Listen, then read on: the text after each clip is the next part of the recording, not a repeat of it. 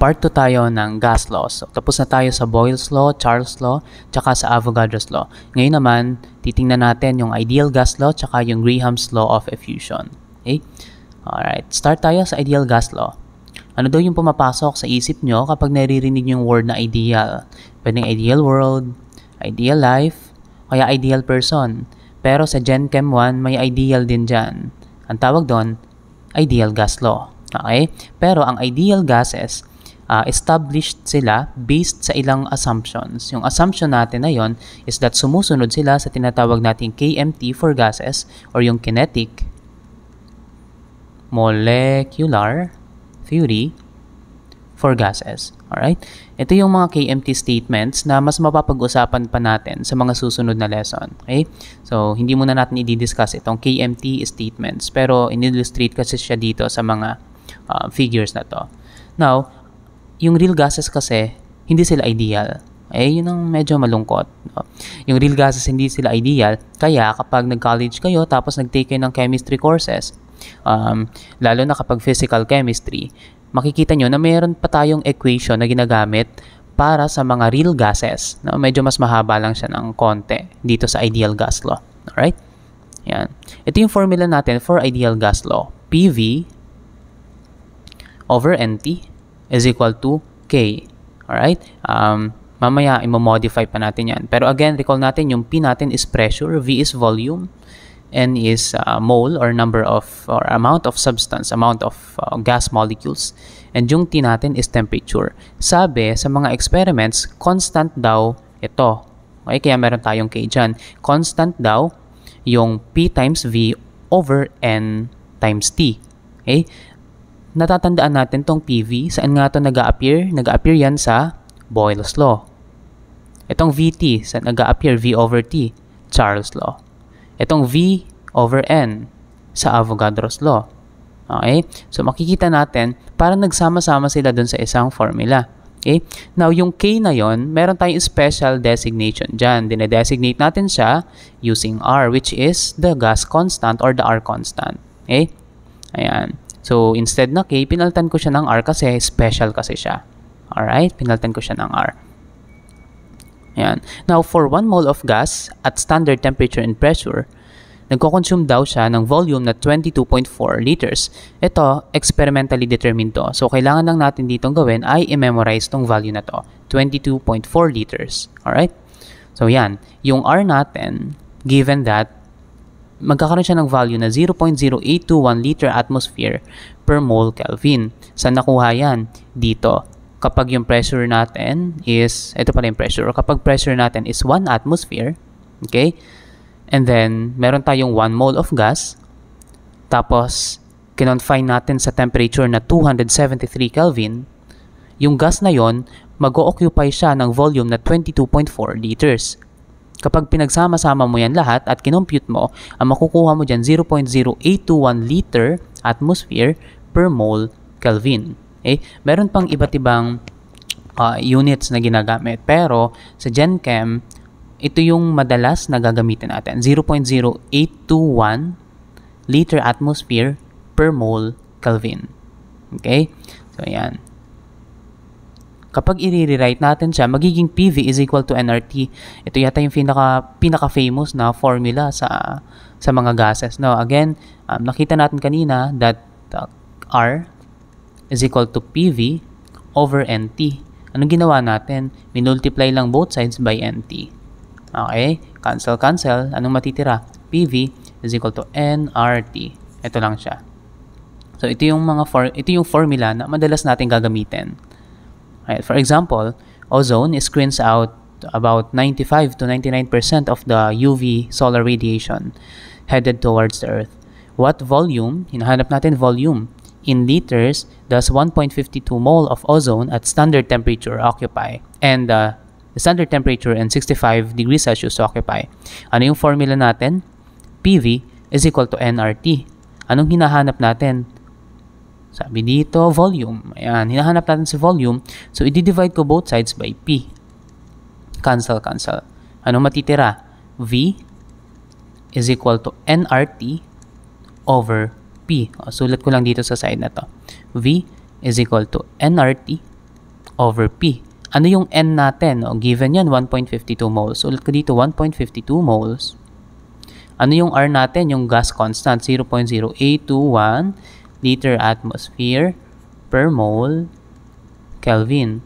Ano yung temperature natin? 65 degrees Celsius. Pero 65 ba yung gagamitin natin? Hindi. Dapat mag-add tayo ng 273.15 para maging Kelvin siya. Alright? Kelvin temperature gagamitin natin. I-divide natin yan sa pressure. Ang pressure natin is, wala nakalagay. Meron. Ito, standard pressure. Anong standard pressure natin? 1 atmosphere. Okay? Remember sa previous lesson, pinag-usapan natin yung STP tsaka SATP. So, yan. Standard temperature and pressure and standard ambient temperature and pressure. So, now, dapat mag-cancel yung mga units dyan. Mole cancel, atmosphere cancel, Kelvin cancel, Kelvin cancel. Ano matitira? Liters. Yung ba yung hinahanap natin? Yes. Bakit? O, ayan o, what volume. So, ang gagawin nyo, calculate nyo na lang yan. Gamit kayo ng calculator. 1.52 times 0.0821 times the sum of this, 65 plus 273.15 divided by 1. Okay? So, ano ba yung answer natin dito? Ang answer natin ay 42.20 liters. So, pwede nyo i-check, counter-check nyo using your calculator. Alright? Now, dito tayo sa Graham's Law of Effusion. Ayan, yan si Thomas Graham. At na-discover niya yung isa rin sa mga important gas laws natin, yung Law of Effusion of Gases. Chemistry professor din siya, and yan, malaki daw yung contribution niya sa dialysis. Pero mag-focus tayo dito sa law. So, based on this, how would you define effusion? Okay? Dito, kita natin, meron tayo dito ang gases, and then meron tayo dito ang vacuum. Meron tayong nagsaseparate sa kanya, na wall, and then merong hole.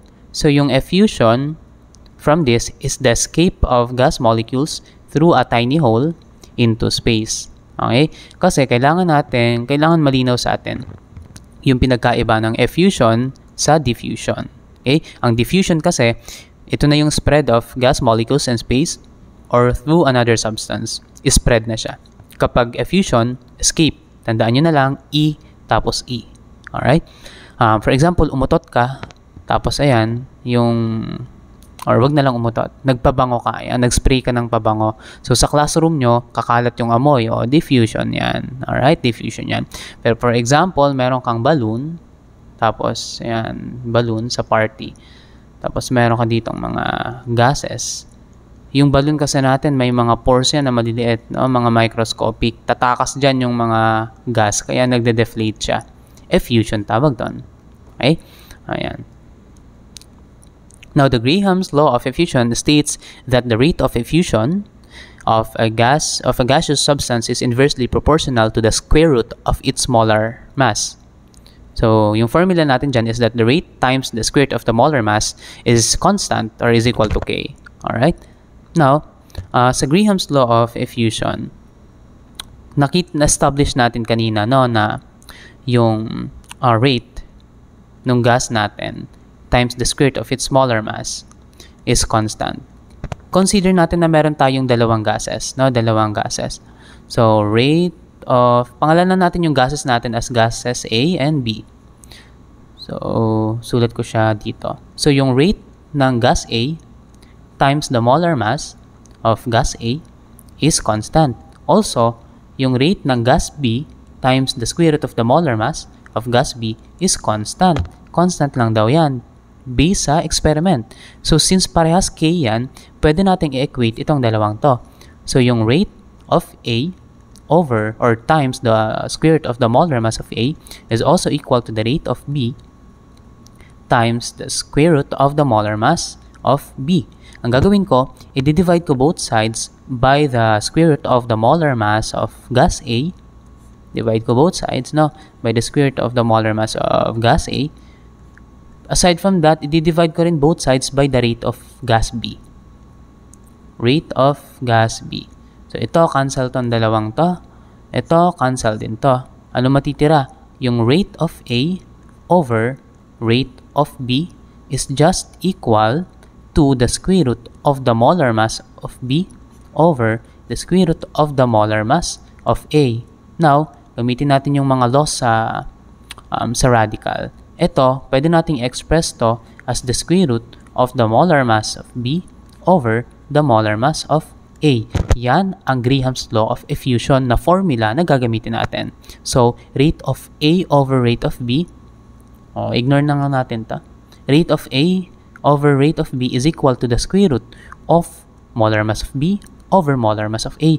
Huwag itong pagbabalik ta rin. Diyan nagkakamali ang student. Alright? Again, ito common mistake yan. Pinapagbaliktad nila yung molar mass of A tsaka molar mass of B.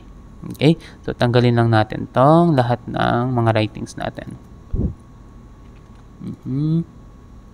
Tapos, magkakaroon tayo ng ilang mga problem solving. So, sa problem solving, kailangan malinaw sa atin, ano ba yung gas A?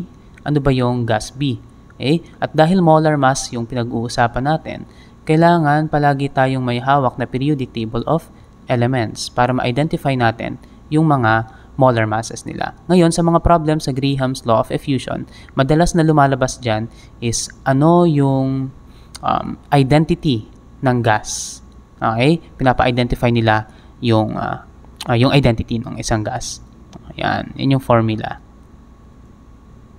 Ito yung rate of effusion ng gas A. Ito yung molar mass of gas A. Ito yung rate of effusion ng gas B. And ito yung molar mass of gas B. Ito question, yung helium balloons with the given molar mass 4 grams per mole, they lose buoyancy faster than balloons filled with air.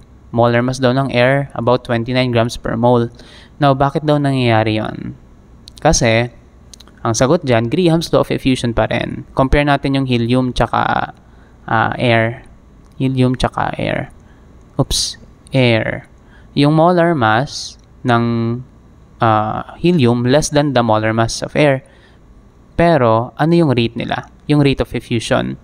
Dahil inverse siya, yung rate of effusion ng helium is greater than the rate of effusion of air. Kaya kung meron tayong balloon, yung isa puro helium, Halagyan natin Yung isa puro air. Yan. Yung mga helium na yan, mabilis siya makakatakas. Yung mga air, medyo matagal. Okay? Kaya nawawalan agad ng buoyancy yung helium natin. Kasi again, mas maliit yan, mas madali makakapasok yan sa butas. Ito medyo, kasi ang air natin, di ba, mayroong nitrogen, may oxygen, may mga carbon dioxide, etc. So yan, medyo may hirap na sila makalabas dyan. Alright, so yan yung explanation natin dyan. For example, one of the applications of Graham's law of effusion is the determination of an unknown gas. Ito yung sinasabi ko kanina. The rate of effusion of an unknown gas is 9.2 ml per minute. Under identical conditions, the rate of effusion of nitrogen gas is 14.65 ml per minute. Identify the unknown gas. Alright? Ano yung given sa atin? Given sa atin yung rate ng unknown gas at saka yung yung rate of effusion ng known gas. Dapat tatlo yung given. Pero dalawa lang. Actually, tatlo yan. Dito natin kukunin yung isa sa nitrogen. Bakit? Yung molar mass niyan madaling mahanap eh. Okay?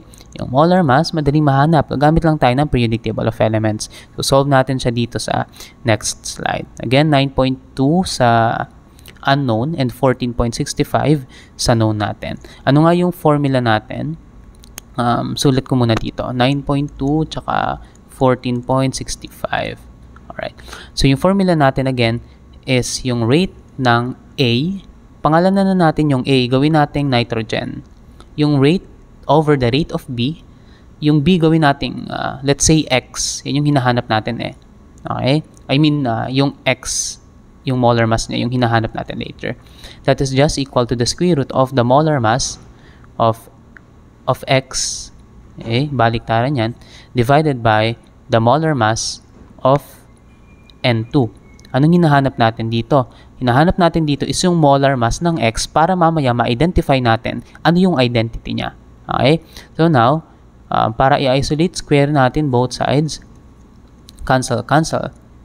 So, ang matitira is the rate of N2 over the rate of X squared, that is equal to the molar mass of X divided by the molar mass of N2. paano mawawala si molar mass of N2? Multiply lang natin both sides. Okay? Multiply both sides by the molar mass of N2. Cancel, cancel. Anong matitira? Molar mass ng X is equal to the molar mass of N2 times the rate of N2 over the rate of gas X squared. Ano yung molar mass ng N2? Sa periodic table of elements, 14 kasi yung nitrogen. So, 14 plus 14, about 40.01 yun. No? So, 28.02. 28.02 grams per mole times yung rate ng N2 natin given kanina, 9.2. Okay? Tama ba 9.2 or 14?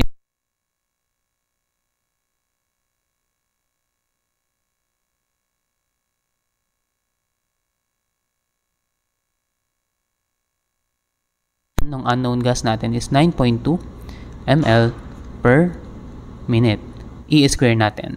So, you just do the math and you'll find the answer. Cancel tong mga to and then matitira grams per mole. Alright? Now, yung makukuha nating answer dito is, if you do the math, that will be 71.05 something. Okay? Grams per mole. Now, yung mga given choices natin, iisa-isahin nyo yan. Hahanapin nyo yung individual molar masses nilang lahat. Tapos, i-compare mo alin yung pinakamalapit dito sa 71. Okay? Pwedeng hindi siya exactly ganyan. Bakit? Kasi experimental value. Okay? Experimental value ito. Saan nakuha yung experiment? Dito sa mga rate. May measure kasi yan eh. Alright? So, ganun natin isosolve itong gantong klaseng problem.